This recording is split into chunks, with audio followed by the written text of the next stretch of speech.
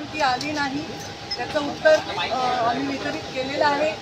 मी मंत्री झाल्यानंतर लगेच मला वाटतं त्या 15-20 दिवसातच POPच्या संदर्भामध्ये विस्तृत बैठक सह्याद्री घेतलेली होती. आता सुद्धा काही आमदारांच्या सन्माननीय मंत्री आदिती तटकरे यांच्या मागणीनुसार मी विधान भवनात देखील POPच्या संदर्भात बैठक घेतलेली आहे.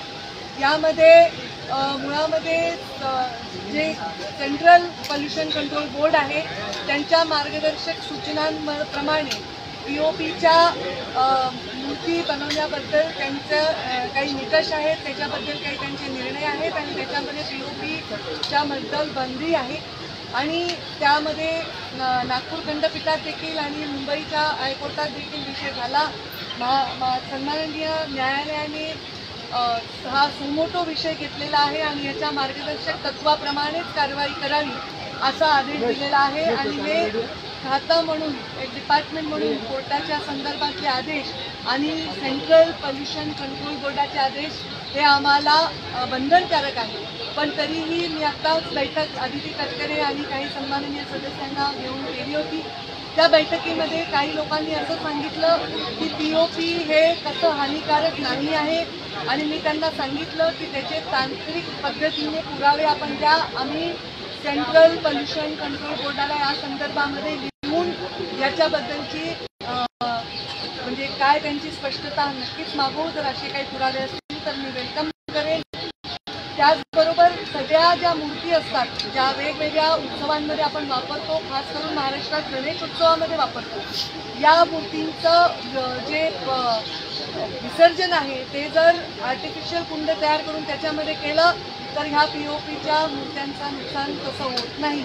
पण जर आपण नॅचरल नदी, तलाव, सरोवरांमध्ये केलं, समुद्रामध्ये केलं तर याचं प्रदूषण होतं.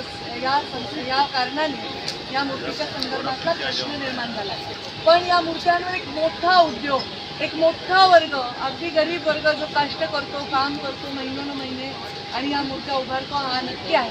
पण प्रदूषण हे सगळ्यात महत्त्वाचा विषय आणि कोर्टाचे आम्हाला जे निर्णय आहेत ते आमच्यासाठी सर्व श्रेष्ठ आणि क्रमप्राप्त आहेत. पण आम्ही या बैठकीमध्ये जे काही शास्त्रज्ञ पुरावे आणणार आहेत ते पुरावे आम्ही सेंट्रल पोल्युशन कंट्रोल बोर्डाला देऊ आणि त्यांच्याकडनं स्पष्टता मागवू.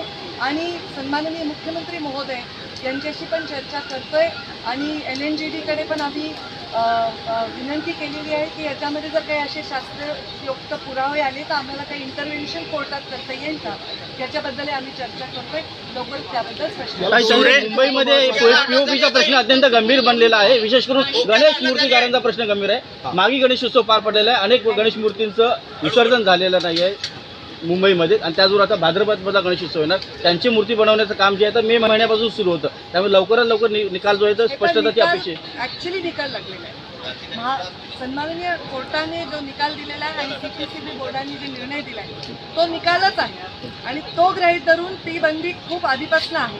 फक्त आता याच्यामध्ये त्यांच्याकडे काही शास्त्रोक्त पुरावे असतील तर ते पुरावे सादर करून विसर्जनाबद्दलच्या काही गोष्टींचं प्लॅनिंग करून आम्ही याच्यामध्ये अत्यंत सकारात्मक भूमिका घेण्यासाठी उत्सुक आणि इच्छुक आहोत. मूर्तीकारांचं म्हणणं आहे की POP पर्यावरणाला हानिकारक नाही. मूर्तीकारांचं म्हणणं आहे की POP पर्यावरणाला हानिकारक नाहीये, फक्त रंग आहेत ते कृत्रिम रंग ते हानिकारक ठरतात. त्यामुळे काहीतरी पर्याय उत्तम. त्याच्यामुळेच त्यांनी ते पर्याय मला आणून देण्याचं सांगितलेलं आहे. त्या स्वतः त्या मूर्तीकारांनी सांगितलं असल्या कारणाने प्रतीक्षा करतोय ते काय देतात. सुरेश धस यांच्याविषयी तुम्ही नाराज कोर्टामध्ये पुन्हा अप्रोच करणार आहात का? आर्टिफिशियल तलाव ज्या प्रकारे सांगतात मूर्ती फक्त त्याच ठिकाणी विसर्जन करून हा एक पर्याय घेऊन कोर्टासमोर जाता येऊ शकतो किंवा केंद्रीय प्रदूषण नियंत्रण बोर्डासमोर जाता येईल का? त्याच्यामध्ये फार तांत्रिक विषय आहे. पहिले तर हे बनवण्यासाठीच त्यांचा कोर्टाचा निर्णय आहे. त्याच्यामुळेच आम्ही त्या लोकांची वाट पाहत आहोत. ते आम्हाला कागदपत्र देत आहेत आणि आम्ही कोर्टामध्ये LNGD आणि मुख्यमंत्र्यांशी चर्चा करून तो निर्णय झाला. पोडियमवरून आपल्याला POPची मूर्ती बनवता येणार नाही का? आदित्यजी ठाकरे माझी भेट घेतली, मला भेटलेला आहे आणि त्यांची सुद्धा प्रदूषणाच्या संदर्भामध्ये काही विषय होते, त्या विषयांबद्दल मीटिंग लावण्याचं मी त्यांना आश्वस्त केलेलं आहे. पुण्याबद्दल काही विषय होते त्यांचे आणि काही महाबळेश्वर त्याच्याबद्दल त्यांना मीटिंग लावण्याचं मंत्रालयीन दालनात सांगितलेलं आहे आणि पुण्यामध्ये स्वतः भेट घेणार आहे त्यांनी केलेल्या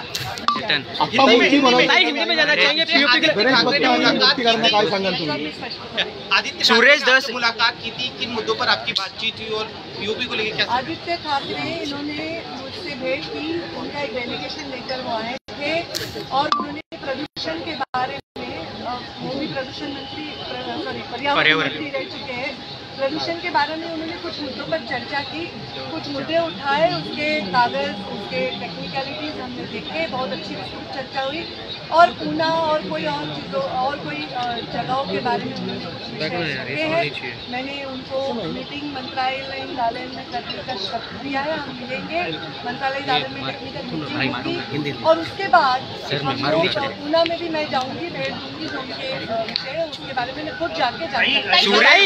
जिस प्रकार से धनंजय मुंडे के खिलाफ कार्रवाई की नाराजी व्यक्त केली आहे. हिंदी में जानना चाहेंगे, जो धनंजय मुंडे के खिलाफ कार्रवाई की गई है क्या आपको लगता है तुम्ही काय पक्ष धनंजय मुंडे के खिलाफ मराठी अरे हिंदी मध्ये होतो ना यार.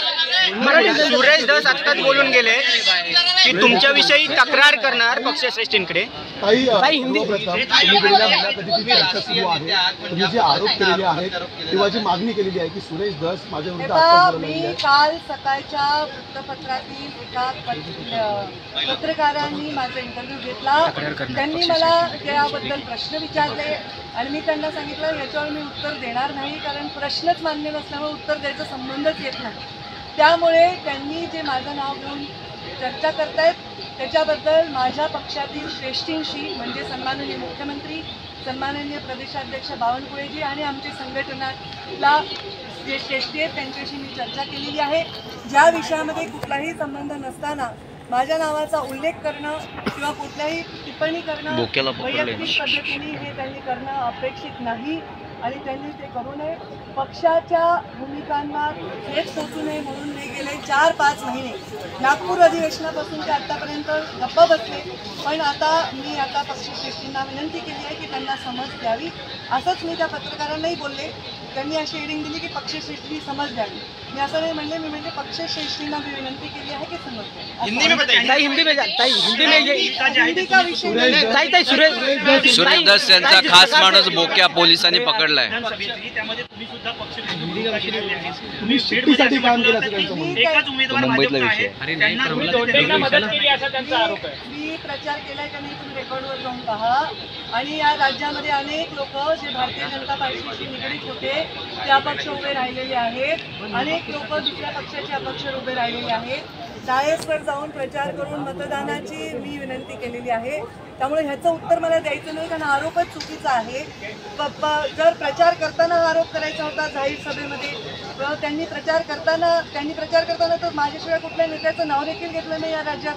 आणि त्यामुळे निवडणूक निकाल लागल्या त्यांनी हा आरोप करणं ते पूर्णतः निवडून आलाय. जो व्यक्ती 75,000 मतांनी निवडून आलाय त्याचं मी काम नाही केलं तर ते शक्य होईल का, हे थोडी आपण आत्मपरीक्षण करा. उलट मला लोकसभेला जेवढी लीड मागच्या वेळी होती त्याच्यापेक्षा अर्ध्यापेक्षाही ती कमी झालेली आहे.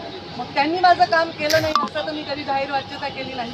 अनेक लोकांनी माझं काम केलं नाही, पण त्या परिस्थितीला अडचणीला मी बागे टाकलं आणि पक्षाच्या कामाला लागले. त्यांनी अशा भूमिका जाहीर मांडणं हे आमच्या पक्षाच्या श्रेष्ठींना मान्य होणार नाही, पक्षाच्या शिस्तीला मान्य होणार नाही. त्यांनी निवडून आलेल्या त्याच गुलालात माझ्याविषयी बोलले. पण आज आमचा निकाल कधी लागला आहे? ऑक्टोबर कधी लागला? 23 नोव्हेंबरपासून आज 12 मार्चपर्यंत मी या विषयावर कधीही भाष्य करायचं टाळलं, कारण माझ्या पक्षाला त्याच्यामुळे पीडा होते. तो वाद पक्षाच्या समोर येऊ नये म्हणून. आणि पक्षश्रेष्ठींना मी विनंती केलेली आहे की त्यांनी समज द्यावी, हे खरं आहे. आणि या विषय माझ्यापुरता इतका.